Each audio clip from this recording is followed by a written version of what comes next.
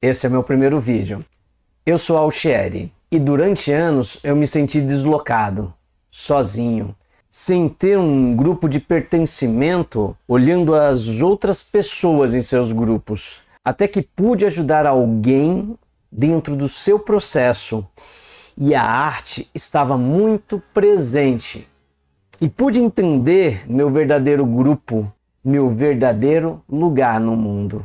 E você, já se percebeu que estava no lugar errado, vivendo uma vida que não era sua? Hoje eu vou te contar a minha história.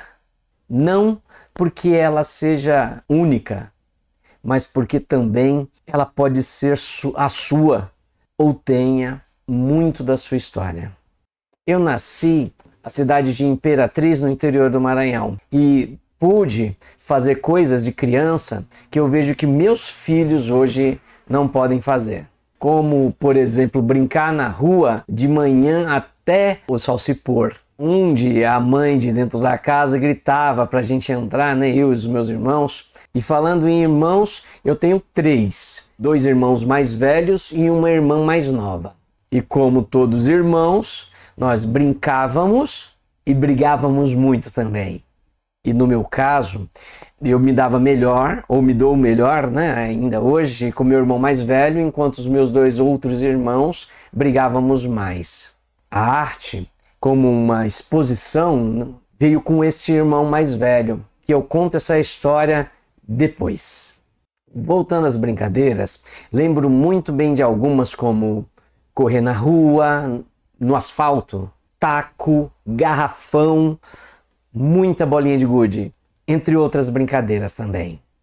Tem um caso bem interessante que aconteceu com o meu irmão mais velho numa dessas brincadeiras. A brincadeira era, colocar uma corda que parecia uma cobra, se puxada do outro lado da rua, nós colocávamos essa corda do outro lado da rua e puxávamos com linha de nylon. E dessa vez nós colocamos em cima de uma árvore. Passando uma mulher pela rua, meu irmão prontamente puxou a corda e essa corda caiu bem pertinho dessa mulher, que começou a passar muito mal.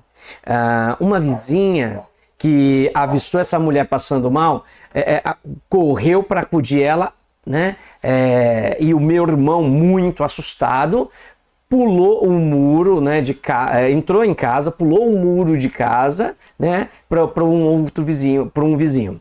Essa mulher então foi acudida, pela vizinha e que levou para casa, e essa mulher passando mal pediu um copo d'água e não tendo mais ninguém na casa, a vizinha gritou um copo d'água, um copo d'água, um copo d'água, e de repente sai de dentro lá da cozinha dessa vizinha o meu irmão com esse copo d'água tremendo e dando para essa mulher, que prontamente tomou a água e seguiu o seu caminho. Bom, foram tempos de brincadeiras, algumas perigosas, outras nem tanto. Até que eu, uma criança com 9 anos, saí de Imperatriz do Maranhão com a minha família e vim para São Paulo, onde vivo até hoje. Não te falei, mas eu sou uma pessoa tímida, Muitos podem falar que não parece nem um pouco, mas carrego isso muito dentro de mim e muito introspectivo. Mas isso também é um assunto que eu vou tocar daqui a pouco. Eu vim do Maranhão para São Paulo de ônibus, como muitas famílias aqui do Brasil. Foi uma viagem de 3 dias e mais um pouquinho. Mas como criança eu adorei esse processo. Foi como se fosse um presente em ver, sentir algumas coisas, como o cheiro da estrada, esse cheiro que se misturava com uma cidade nova, o ônibus, as luzes das cidades à noite me encantavam demais. Voltando um pouquinho antes da viagem, eu lembrei de um acontecimento que a minha mãe, ela teve que ir para São Paulo e teve que deixar as crianças, as crianças, os 4, na casa de tios.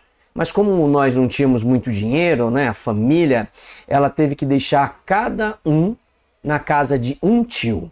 Cada tio ficou com uma das crianças. E é claro que, como crianças, a gente queria muito ficar na casa que tinha outras crianças também. Eu, infelizmente, não consegui escolher a casa aí que tivesse uma criança, porque meus irmãos escolheram primeiro.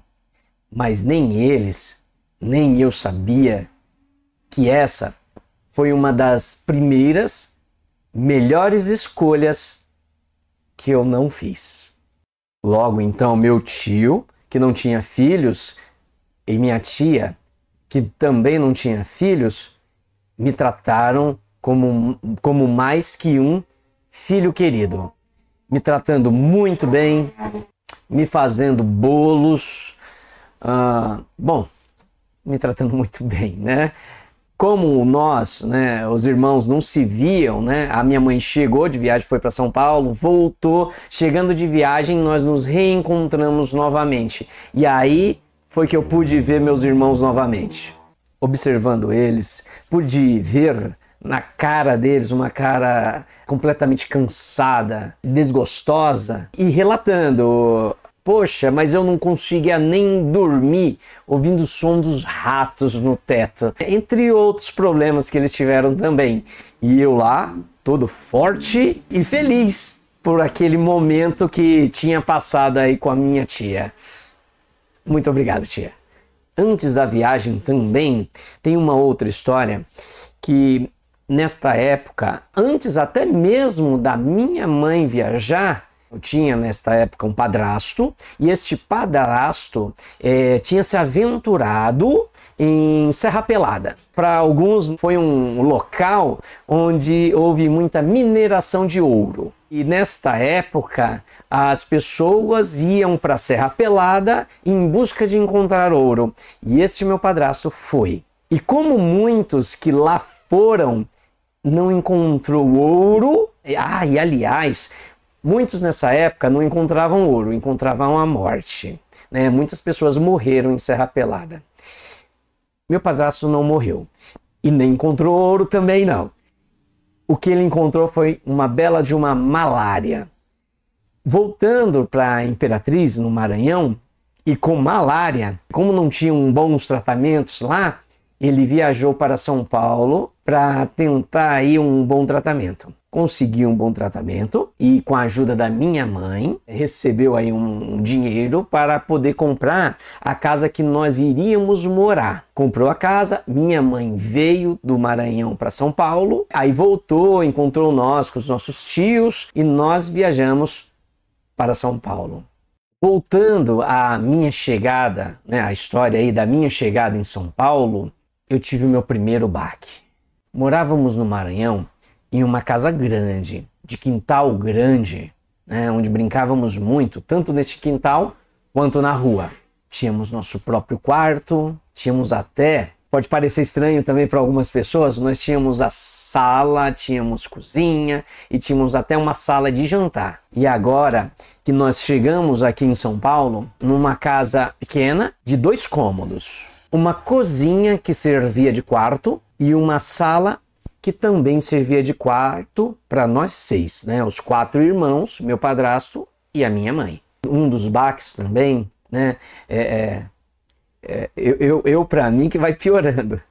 Um dos baques também não tinha quintal e antes de chegar em casa nós passávamos por um corredor que era isso daqui, eu acho que um metro, né? 1 metro para entrar em casa. E esse corredor tinham carrapatos que se infestaram num pedaço do muro, e como demoramos muito tempo para conseguir acabar com esse foco de carrapatos, por diversas vezes tínhamos carrapato que invadiam a nossa casa e nos pegavam lá dentro. Não podia mais andar na rua.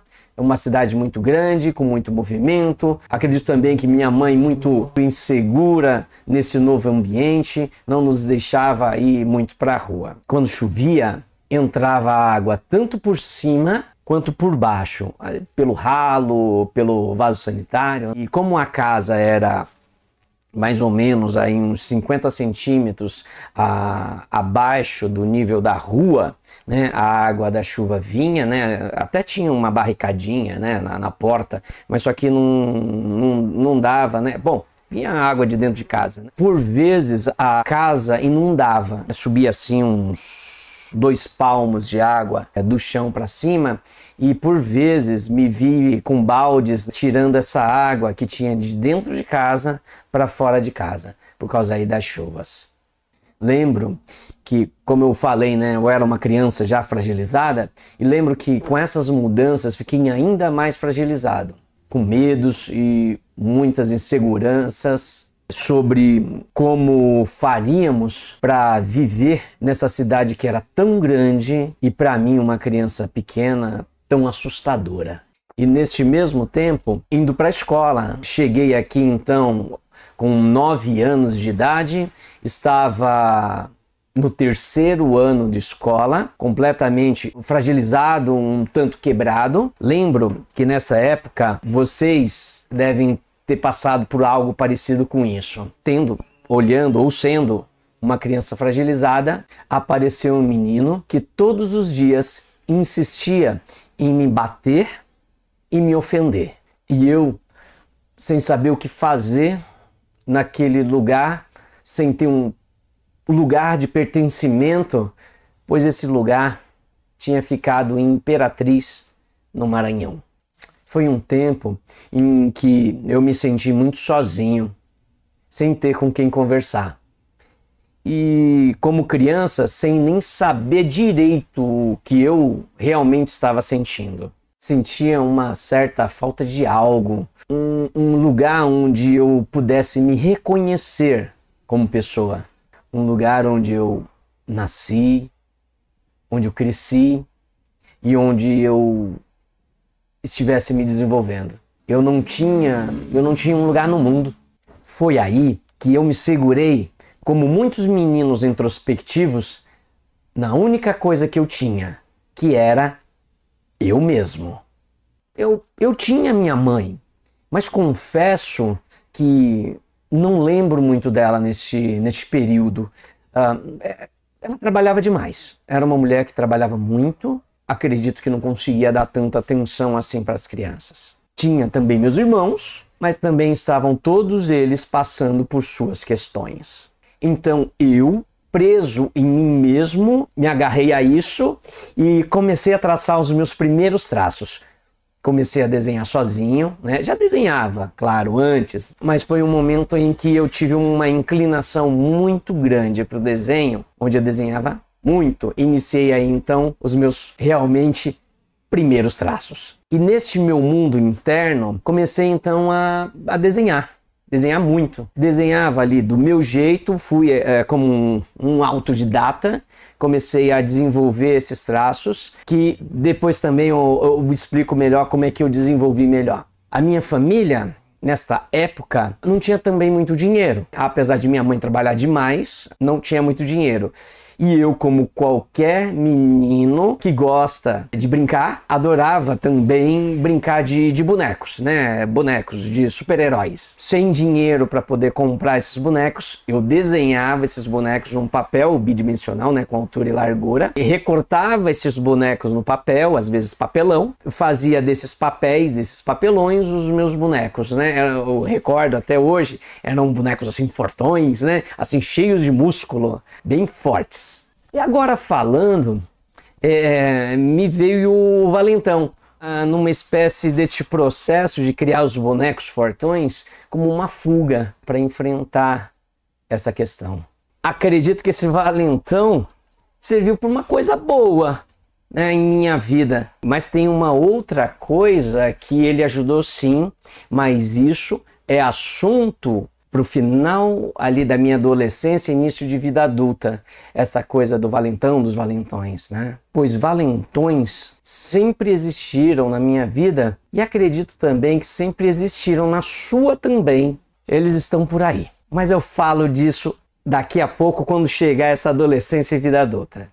Com tudo isso, eu estava mesmo meio quebrado, chegando numa cidade nova, enfrentando uma casa completamente desorganizada, uma vida desorganizada, problemas na escola, vivenciando aí várias questões. Eu estava meio quebrado mesmo, tentando me reconectar com a vida. Mas lembro também que eu estava me conectando também com o gostar de meninas. Eu tinha 9 anos, então comecei a me interessar por meninas. E havia uma menina neste terceiro ano muito bonita. Onde eu ficava olhando para ela e desejando que ela fosse minha namorada. Isso aconteceu por muitos dias. Muitos dias. E não mais que um dia aconteceu. Aconteceu dela estar à minha frente. Nós estávamos um de frente para o outro. Recordo muito bem que as outras pessoas sumiram e só existia eu e ela. Então, olhando nos meus olhos, ela disse: "Você quer namorar comigo?" E eu, passando por tudo aquilo, olhei nos olhos dela e eu disse não. E de frente um para o outro, respondemos um para o outro: "Então tá bom." E seguimos as nossas vidas e eu me questionando muito. Por que eu disse aquele não? Mas aconteceram muitas coisas dali para depois. Aí eu estava com 9, agora com 11 anos, como muitos brasileiros, eu comecei a trabalhar para ajudar ali a minha família. E com 11 anos eu estava trabalhando como pacoteiro de um supermercado. Imagina que tem o caixa do supermercado e você tem ali o pacoteiro, que é aquela pessoa que vai colocando a mercadoria daquele cliente dentro da sua sacola de caixas, e aí nós transportávamos essas compras até o carro do cliente. Foi lá que eu encontrei um grande amigo. Um grande amigo que também, antes de trabalhar como pacoteiro, ele havia trabalhado na feira como carregador de sacolas, Ele carregava as sacolas de quem comprava na feira, o que deu até uns músculos assim mais envolvidos para ele. Foi neste tempo que eu larguei o desenho e, como falei, fui para o mundo do trabalho e do ajudar a minha família. E foi também neste tempo que ainda aquele valentão, eu tinha 9 anos, agora eu tinha 11, e ainda aquele valentão brigava comigo e me ofendia. Foram 9, 10, 11, 12, foram 2 anos com isso. Foi aí então que eu enfrentei aquele valentão. E enfrentei esse valentão numa briga que travamos na saída da escola. E depois deste momento, nunca mais eu deixei que aquele valentão me ofendesse e brigasse. Eu criei uma postura onde nunca mais ele fez isso. E de qualquer forma, eu também não lembro mais. Eu lembro ainda dele este ano, que nós estudávamos juntos, mas os próximos anos eu nem lembro dele mais. Foi um rapaz que sumiu da minha vida. Eu trabalhei de pacoteiro, com 11 anos, trabalhei até os 15 anos, foi dos 11 até os 15, onde saí deste emprego de pacoteiro e fui para outro emprego de office boy. Office boy era um garoto que trabalhava para uma empresa, fazendo pagamentos em bancos, levando documentos de um lugar para outro. Era essa a minha função. E nesta época, trabalhando, foi quando eu encontrei em sebos, Sebos são lugares que vendem livros físicos, mas só que usados. E entrando numa dessas livrarias que vendem esses livros usados, me deparei com um livro Desenhando com o Lado Direito do Cérebro, da autora Beth Edwards. E fiquei fascinado com o livro e novamente retornei ao processo do desenho, o que me reconectou com aquela criança que adorava desenhar. A vida continuou, tiveram muitos outros valentões, e recordo que com esse meu primeiro grande amigo, já eu, cansado de apanhar aí de vários valentões, porque houveram outros valentões, não foi só este, mas cansado de apanhar desses valentões, com este meu amigo, iniciamos a luta de boxe. Eu fiz boxe por um bom tempo até. E esse boxing me afastou dos valentões, pois me deu uma postura afastando esses valentões que ainda aparecem, mas que eu nem percebo eles direito. Mas eu sei que eles estão lá. E eu acredito que sempre irão aparecer valentões nas nossas vidas.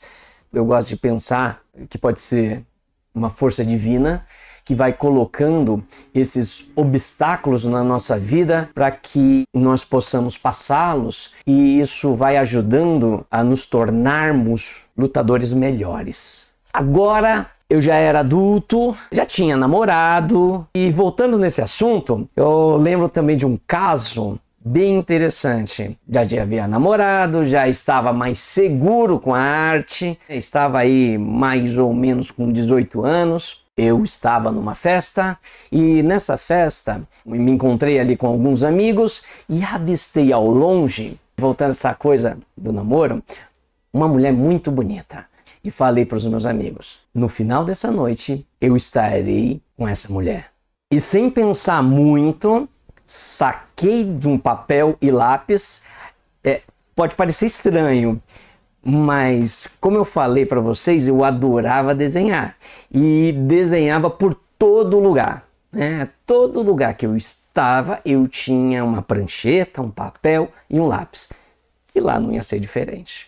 Então eu saquei de uma folha, peguei ali minha prancheta, coloquei, peguei um lápis, avistei a mulher ao longe e ali mesmo, do lado dos meus amigos, comecei a desenhar aquela mulher que estava cercada de outros homens, o que me deixava muito constrangido em ir lá conversar com ela. Mas bem, estava lá desenhando ela, olhando do outro lado da rua, e de repente chegam algumas amigas dela e me perguntam, o que você está fazendo? Aí eu olhei para o desenho, olhei para elas e falei, estou desenhando aquela mulher ali. Aí elas chegaram em mim e falaram, quer desenhar de mais perto? Sim, e aí eu sentei do lado dela, puxamos assunto a noite inteira enquanto eu desenhava, e ao final da noite estávamos eu e ela nos beijando, tomando um refrigerante de laranja que eu gosto muito. Dessa história, o que fica de bom são as amizades. Amizades que eu pude absorver dessa mulher que era muito popular.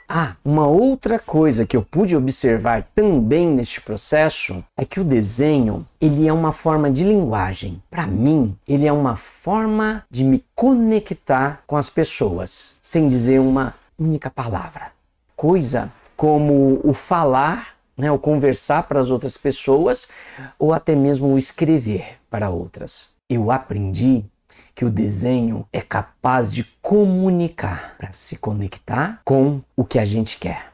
Namoro, amor, amizade, realizações, enfrentar os desafios, tantas coisas, né? Isso me lembrou uma citação do grande pintor Henri Matisse.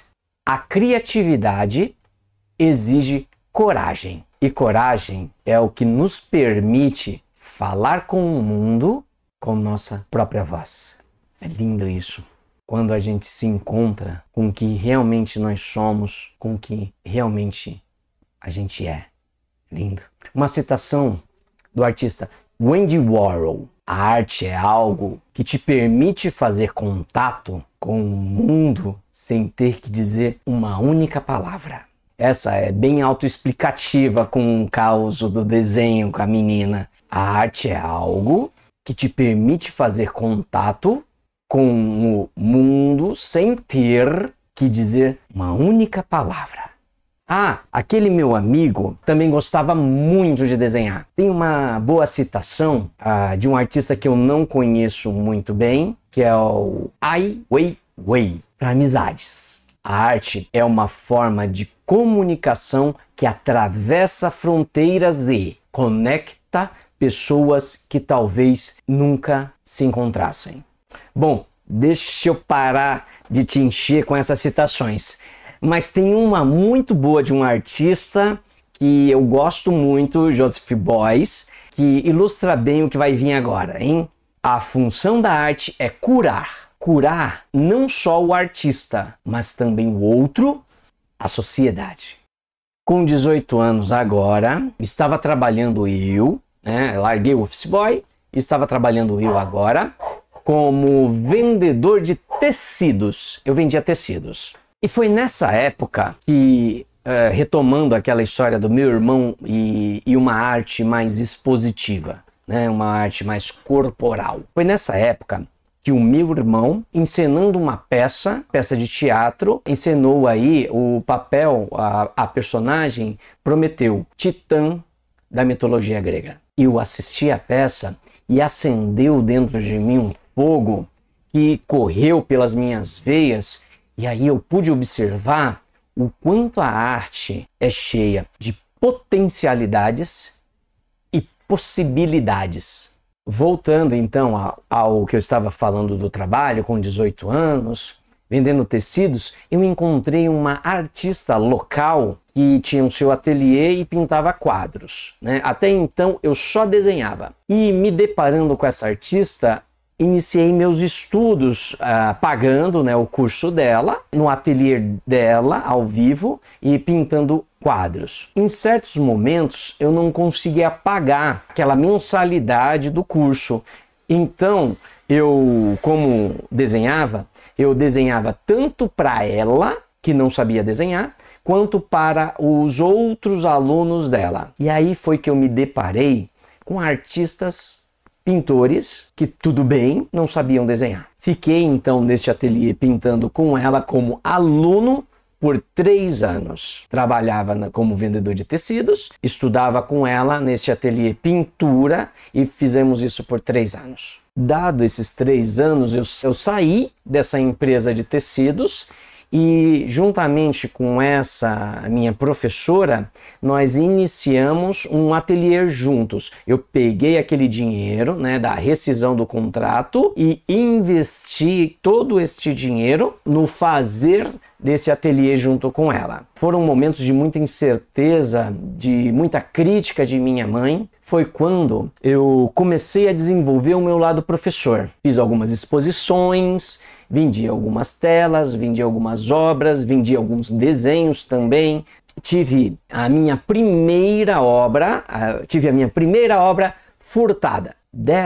Depois de algum tempo, eu tive um bom pensamento, que foi: se a pessoa se prestou ao papel de furtar aquela obra, foi porque de alguma maneira aquela obra fez muito sentido para ela e ela se prestou a este papel. Eu me senti bem na questão de que eu estava num bom caminho. Eu tinha aquecido o coração de alguém. Voltando ao ateliê junto à minha professora, certo dia eu estava andando de bicicleta e caí e quebrei o meu braço esquerdo. Tentando retomar as aulas no ateliê com minha professora, que já nesta época sócia, ela começou a me botar de escanteio. Como o ateliê era na casa dela, em pouquíssimo tempo eu estava fora.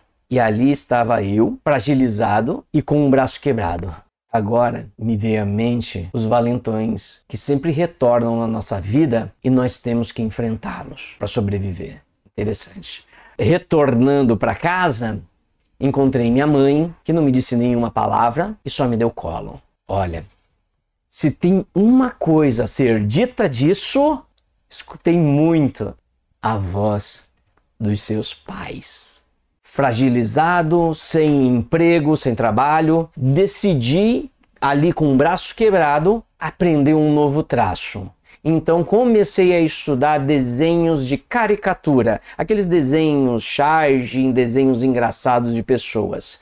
E então, observando e lendo desenhos de outros artistas, comecei a desenvolver o meu próprio traço a partir daqueles estudos que eu fazia, do que eu lia desses artistas. E logo eu estava ali com um novo traço, o traço ali da caricatura. Adquirindo então esta técnica, fiz um cartaz, peguei 2 banquinhos, uma prancheta, os papéis, o lápis e sentei numa esquina perto da minha casa e fui buscar dinheiro. Fui fazer dinheiro desenhando as pessoas que passassem por ali e quisessem o desenho. E por lá, nessa esquina, encontrei muitas pessoas. Algumas dei aula, recordo muito de uma família que eu dei aula de violão e logo depois dei aula de desenho. Encontrei também um grande amigo e desenhava rostos realistas. Um grande amigo de vida.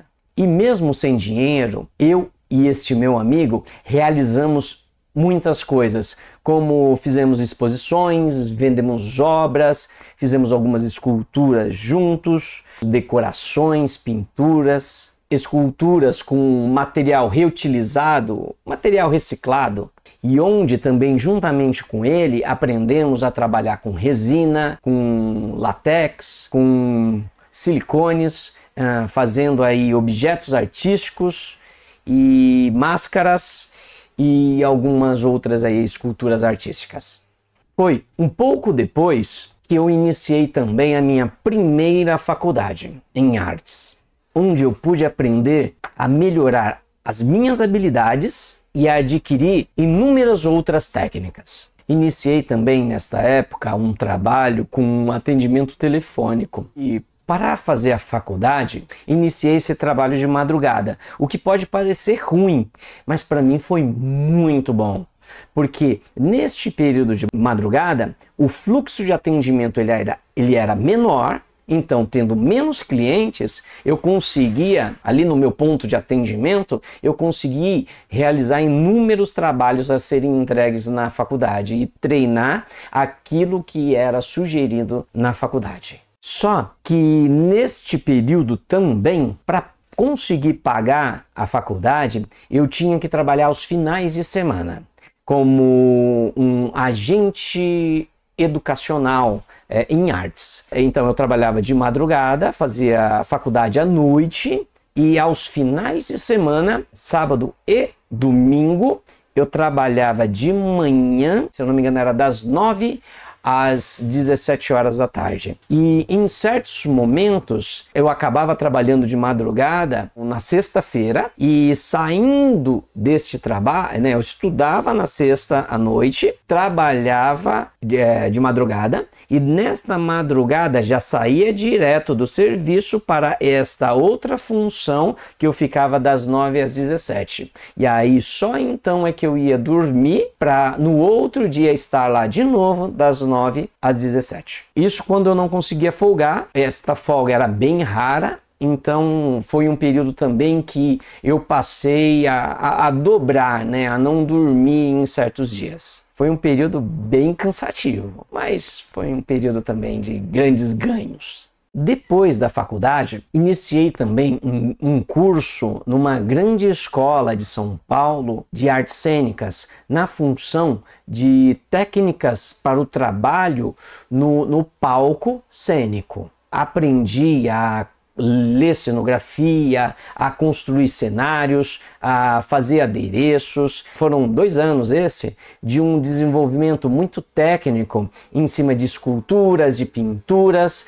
de inúmeras outras técnicas que eu pude absorver nessa escola. Foi um tempo também de muitas viagens para ministrar oficinas de construções artísticas, demonstrações de objetos artísticos, onde pude mostrar o quanto a arte pode transformar, modificar possibilidades ruins em coisas que impressionam e nos fazem bem. Neste meu trajeto, eu pude me conectar com muitas vivências através da arte, em exposições, peças de teatro, de dança, e dessas confecções do fazer artístico com outras pessoas, tem uma que vou relatar muito marcante para mim, onde eu estava trabalhando com filmagem de festas infantis, eu estava também me aventurando em videoarte e havia uma pessoa muito especial que conheci no segundo ano de faculdade. Uma pessoa que eu tinha a esperança de ser a mãe dos meus filhos. Uma pessoa que eu queria muito que fosse a pessoa que estivesse comigo por toda a minha vida então. E novamente, com a ajuda da arte, pude me conectar com esta mulher de uma forma que estamos juntos até hoje, com os nossos 3 filhos.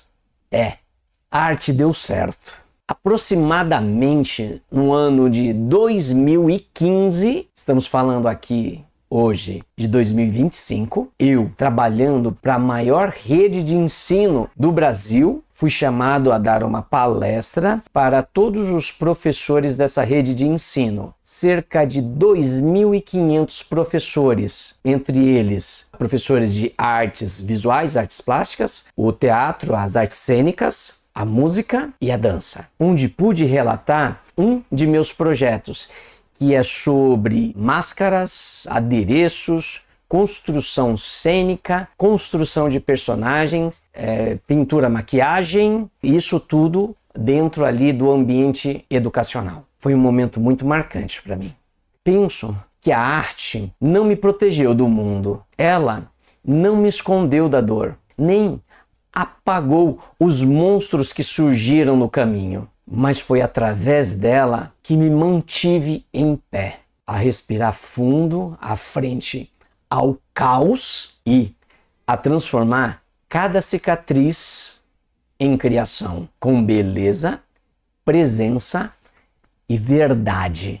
A arte me ensinou não somente a enfrentar o que me feriu por dentro, mas também aquilo que me sabotava. Hoje, aos 46 anos, eu entendi que nunca foi sobre ser um artista ou ser um professor. Foi sobre perceber que a vida fica muito mais leve, mais bonita e mais cheia de sentido quando a gente desenha, pinta, cria, ensina e compartilha aquilo que sente com as outras pessoas. Porque o mais importante não é ser o melhor, e sim se sentir bem aqui dentro. É como quando a gente faz um desenho e se acalma, ou como uma cor nos faz sorrir.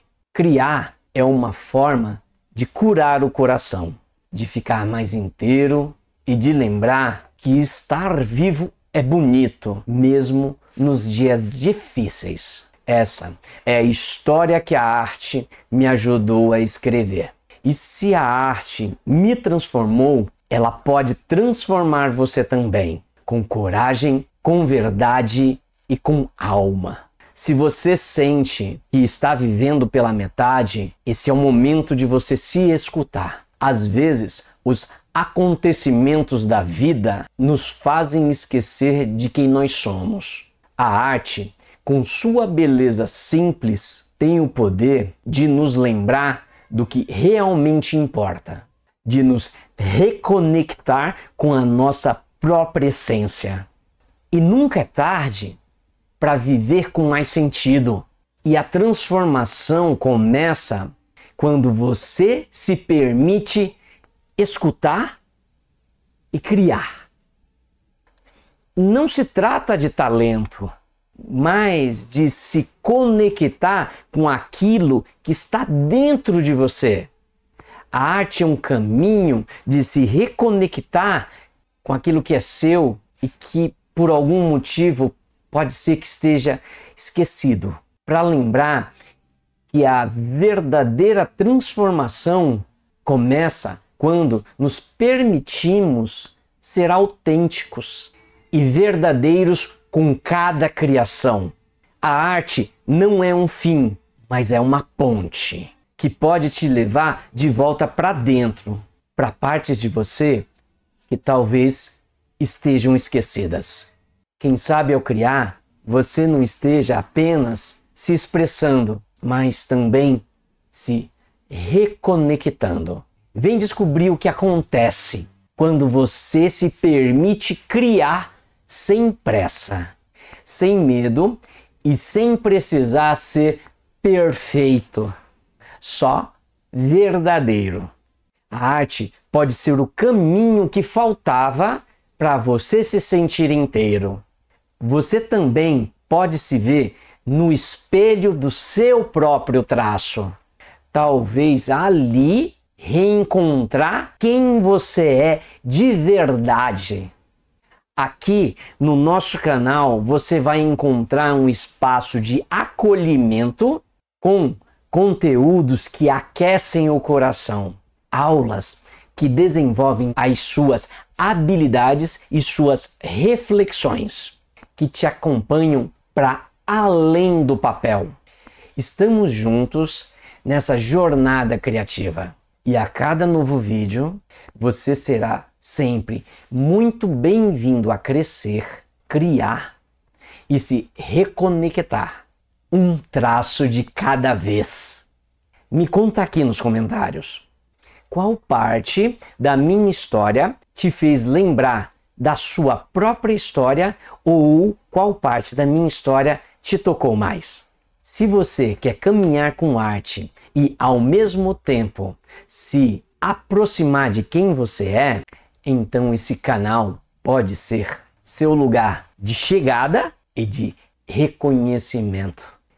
Eu sou Altieri e vamos juntos nessa jornada.